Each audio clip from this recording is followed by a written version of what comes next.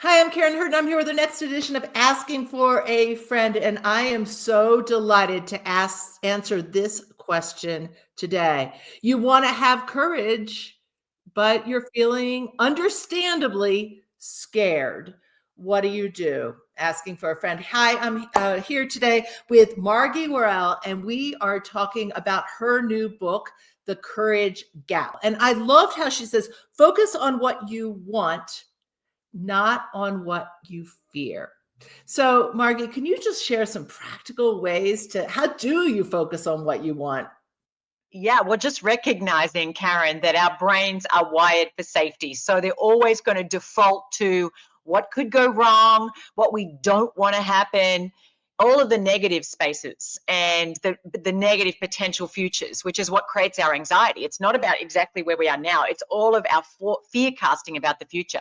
So one, just notice yourself doing that, reel that in and go, ask yourself, what is my highest intention for this situation? What is it that I most want? Because there's going to be a lot of things that are outside your control, but what is within your control is where you put your energy and your attention. And what we focus on expands.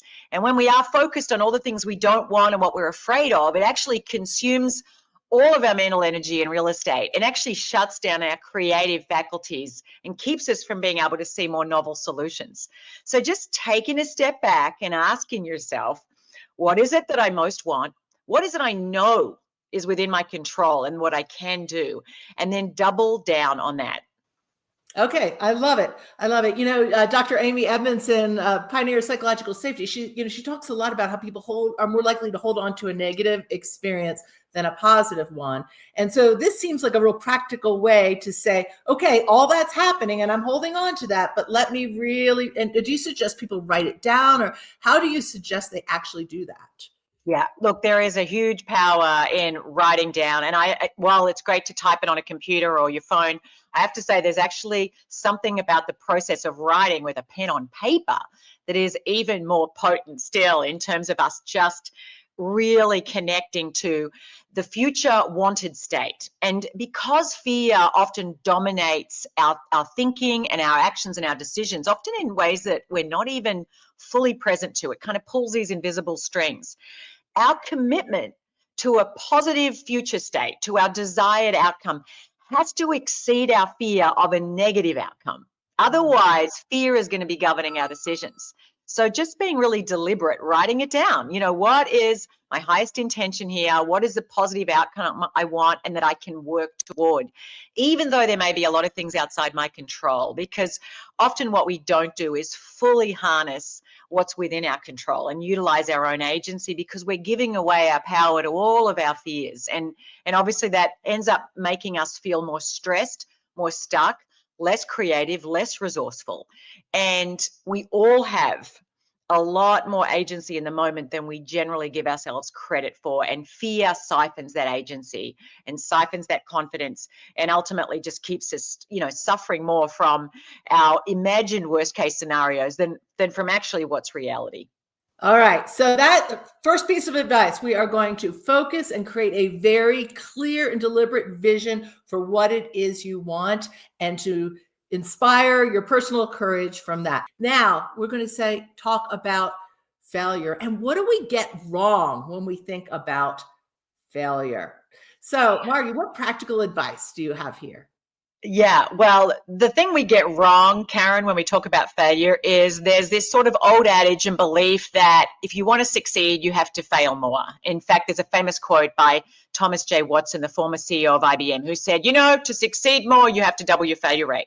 But it's not quite true, as cute as it sounds. And what we often get wrong with failure is we don't learn the lessons our failure holds, because as hard as it is to fail, it's even harder to learn from our failure. And so we can never control the output of our actions. And just because you're being brave and you're taking a risk and you're going out on a limb doesn't mean you're always going to get the outcomes you want. So when you don't get the outcomes you want, the only thing that you have within your control is how you can learn the lessons from that failure. What is it that you did? What is it that you didn't do? What is it that you would do differently in the future?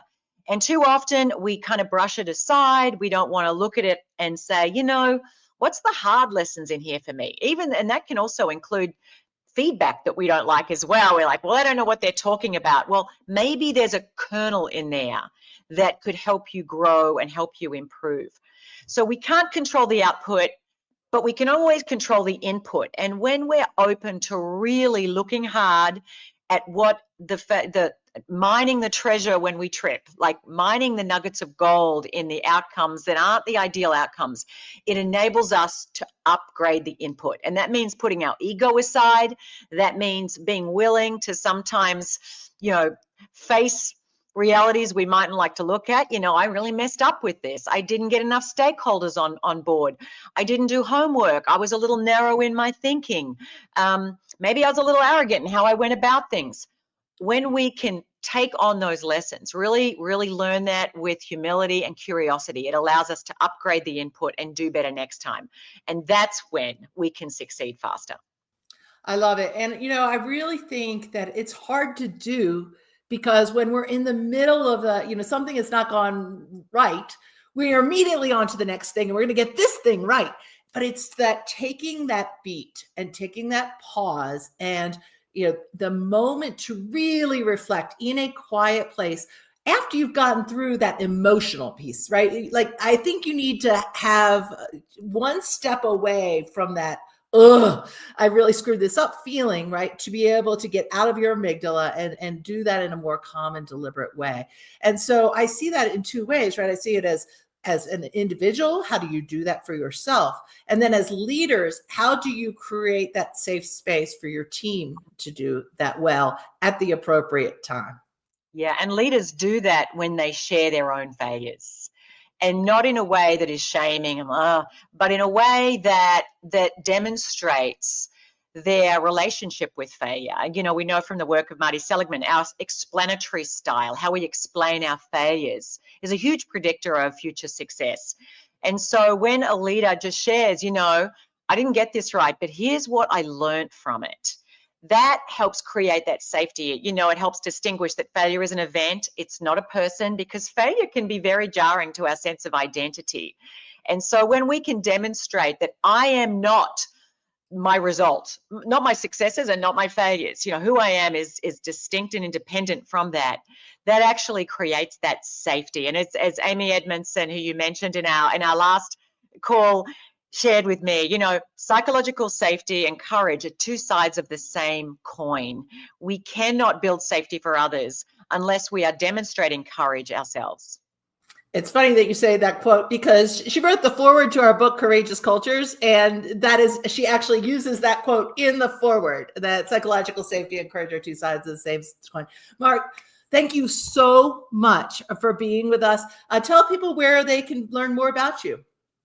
Thank you, Karen, for having me. Well, you can find more about me on my website, margiewarrell.com. And of course, you can pick up a copy of The Courage Gap on Amazon and wherever good books are sold. Great. Thank you. See you next time on Asking for a Friend.